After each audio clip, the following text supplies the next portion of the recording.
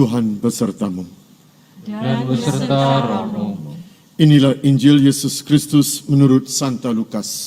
Dimuliakanlah Tuhan. Sekali peristiwa, Yesus membawa Petrus, Yohanes dan Yakobus naik ke atas gunung untuk berdoa. Ketika Yesus sedang berdoa, rupa wajahnya berubah dan pakaiannya menjadi putih berkilauan. Lalu tampaklah dua orang berbicara dengan dia, yaitu Musa dan Elia. Keduanya menampakkan diri dalam kemuliaan dan berbicara tentang tujuan kepergian Yesus yang akan digenapinya di Jerusalem. Sementara itu Petrus dan teman-temannya telah tertidur. Dan ketika terbangun, mereka melihat Yesus dalam kemuliaannya. Juga kedua orang yang berdiri di dekat Yesus itu. Ketika kedua orang itu hendak meninggalkan Yesus, Petrus berkata kepadanya, "Guru, alangkah baiknya kita berada di tempat ini. Biarlah sekarang kami dirikan 3 kemah, 1 untuk engkau, 1 untuk Musa dan 1 untuk Elia." Tetapi Petrus tidak tahu apa yang dikatakannya itu. Sementara ia berkata demikian, datanglah awan menaungi mereka. Ketika masuk ke dalam awan itu, takutlah mereka. Lalu terdengarlah suara dari dalam awan itu yang berkata, "Inilah putraku yang aku pilih, dengarkanlah dia." Ketika suara itu terdengar, tampaklah Yesus tinggal seorang diri. Murid-murid itu pun merahsiakannya semua. Dan pada masa itu mereka tidak menceritakan kepada sesiapa pun apa yang telah mereka lihat itu.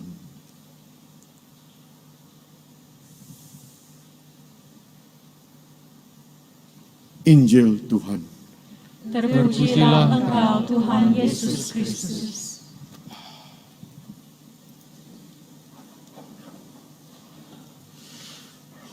Selamat pagi saudara-saudari. Selamat pagi ya. Good morning everyone. Kita melangkah ke Minggu Prapaskah yang kedua. We step into the second Sunday of Lent. Saya meminta sebentar untuk kita mengimbas kembali petikan bacaan minggu lalu, Minggu Prapaskah yang pertama.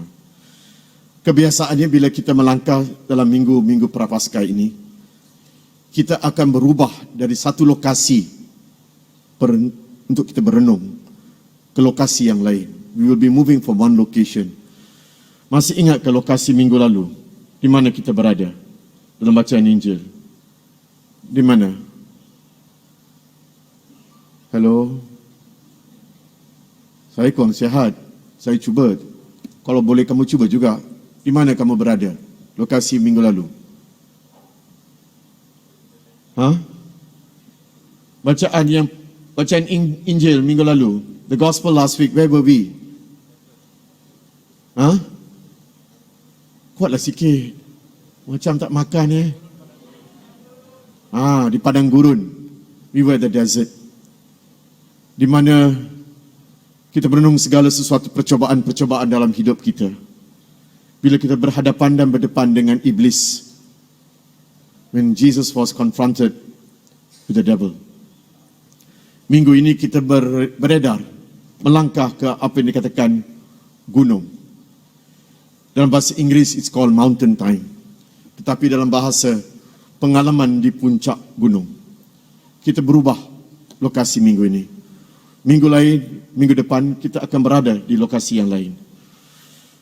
Yang penting yang harus kita niat, yang harus kita renung dalam bacaan hari ini, bila kita berada di pengalaman gunung ini, gunung itu suatu tempat yang suci dalam bacaan Injil. Setiap dalam kitab, bila kita melihat, merenung, menggambarkan gunung, kebiasaannya tempat pertemuan di antara manusia dengan Tuhan. It's a meeting point in the Bible. The mountains are always that. Seperti dalam bacaan pertama dari buku kitab Kejadian. Abraham bertemu dengan Tuhan. Bila ia diminta dalam firman-Nya untuk mengorbankan anaknya, Abraham bertemu dengan Tuhan di Gunung Moriah, gunung yang paling suci bagi orang-orang Yahudi. Abraham bertemu dengan Tuhan di situ. Kemudian kita bertemu dengan Nabi Musa. Bila dia melangkah ke atas gunung Sinai untuk menerima anugerah segala bacaan daripada kitabnya. Peraturan dalam kehidupan seseorang. Pertemuan Nabi Musa. Dan kemudian kita bertemu dengan Nabi Elijah yang cuba bertemu dengan nabi-nabi palsu ketika bertempur, ketika bertengkar, kita berhadapan dengan Raja Ahab di atas Gunung Karmel. Kemudian di hari ini kita bersama dengan Yesus yang turut diikuti dengan pengikut-pengikutnya, Petrus, Yohanes dan Yakobus di atas Gunung Tabor. Gunung Tabor di Jerusalem. Seperti mana yang saya katakan, gunung itu adalah sesuatu tempat yang paling suci dalam kehidupan seorang. Detik pertemuannya untuk mendengar, melihat segala sesuatu dalam hidup Tuhan. Terutamanya firman Tuhan. Firman dan pesan Tuhan dalam kehidupan kita. Kita melangkah ke atas Gunung Tabor pagi ini untuk melihat sesuatu kejadian yang cukup aneh. Keanehan, keajaiban dalam kehidupan Yesus. Lain dari kehidupannya. Sesuatu yang berubah dalam hidupnya. Yang paling penting dalam kehidupan dan kejadian di atas Gunung Tabor itu adalah apa yang dikatakan transfigurasi. Dalam bahasa Inggeris, transfiguration. Something spectacular happened on that Mount Tabor. The transfiguration of the Lord. The image and the likeness of the person of Jesus was transfigured at that given moment. Perubahan dalam transfigurasi itu membawa kita kepada pandangan yang cukup dalam kehidupan.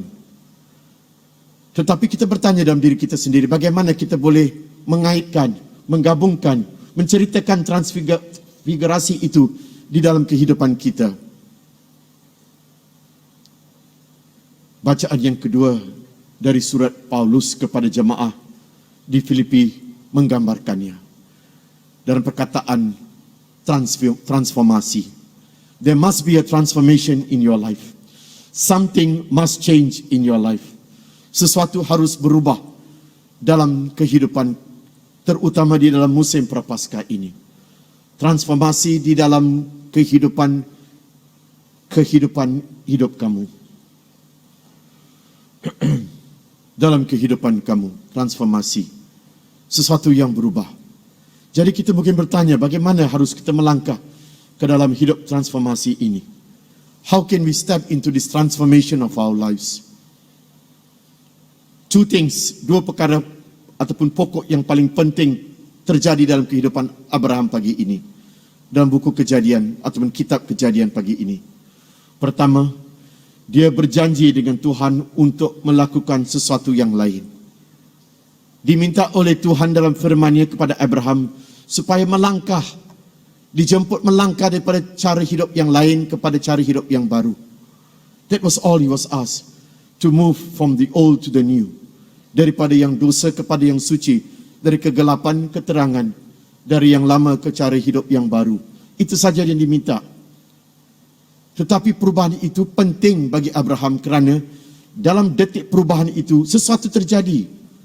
Perubahan itu diberkati dengan penuh dalam hidup Abraham. Abraham was blessed in that moment of his change when he kept the covenant and the promise with God. Sesuatu bapa iman, the father of faith, when he made that transformation in his life, something drastic happened. Sesuatu yang cukup aneh terjadi dalam kehidupan Abraham. Dan diberkati bukan saja untuk dia, tetapi untuk turun-temurun. Segala keluarganya diberkati Karena perjanjian itu disimpan di dalam hidupnya. Was kept in his life. Mungkin kita tertanya di pagi ini, bagaimana kita boleh melangkah hidup kita seperti Abraham dalam bacaan hari ini. Hanya cukup satu saja yang terjadi di atas Gunung Tabor. Awan terbuka, terdengar suara. Apa suara itu? Apa perkataan yang dikatakan oleh Tuhan kepada Yohanes, Petrus dan Yakobus? Apa katanya itu? Halo? Apa kata-kata Tuhan kepada mereka pada pagi ini? Hello? What was the words that was uttered in the gospel today? When the clouds were open, and this is my son, the beloved, anak yang ku paling kasihi, anak yang ku pilih. Kemudian, dengarkan dia. Dengarkanlah dia. Listen to him. Paling penting. To listen to God. Dalam kesibukan, dalam kekosongan, dalam kesunyian, dalam kebuntuan hidup, ambillah kesempatan ini terutama di musim Prapaskah untuk mendengar kata-kata Yesus. Untuk mendengar suara Tuhan. The most important thing in the season of Lent is to listen to God. He will speak to us. Dengarkanlah Tuhan. Dengarkanlah suara, firman, dan kata-kata Tuhan. Terutama bila kita menghadapi segala percobaan, rintangan dan cabaran hidup. Itu saja yang perlu kita lakukan. Itu sajalah yang diminta oleh Tuhan kepada pengikut-pengikut Yesus maupun kita di pagi ini yang mulia. Supaya mendengar saja katanya. Kerana kadang-kadang bila kita berubah, kita mengambil kesempatan dengan hati dan niat yang baik untuk melakukan sesuatu, ada kalanya kita terjatuh, ada kalanya kita rasa lemah, ada rasanya kita tidak sedia untuk melakukannya. Tetapi mazmur bacaan pagi ini penuh dengan ertinya. Tuhanlah, Engkaulah terang dan keselamatanku. Engkaulah cahaya segala sesuatu dalam hidupku. Tuhan, Kaulah benteng, Kaulah keselamatanku. Apalagi yang harus saya risau? Apa harus yang saya bimbang lagi? Kaulah segala-segala sesuatu segalanya dalam hidupku. Kaulah yang menerangi kegelapanku. Kaulah keselamatan. You, Lord, are my help and my salvation. Psalm 27. You are everything to me, Lord, in my moments of pain, in my moments of misery and agony, in my moments of change. Itulah mazmur tanggapan pagi ini. Saya menjemput saudara, saya mengundang saudara. Seperti firman dan bacaan di minggu Prapaskah, minggu yang kedua ini. Mendengarlah seruan, mendengarlah firman Tuhan, mendengarlah kata-kata Tuhan dalam perjalanan pertobatan ini. Selain kita menghadapi segala masalah percobaan ini, Tuhan akan memberikan kita segala karunia-Nya. Segala yang kita perlukan. Kerana Tuhanlah penyelamat. Tuhanlah menerangi segala sesuatu dalam hidup kita.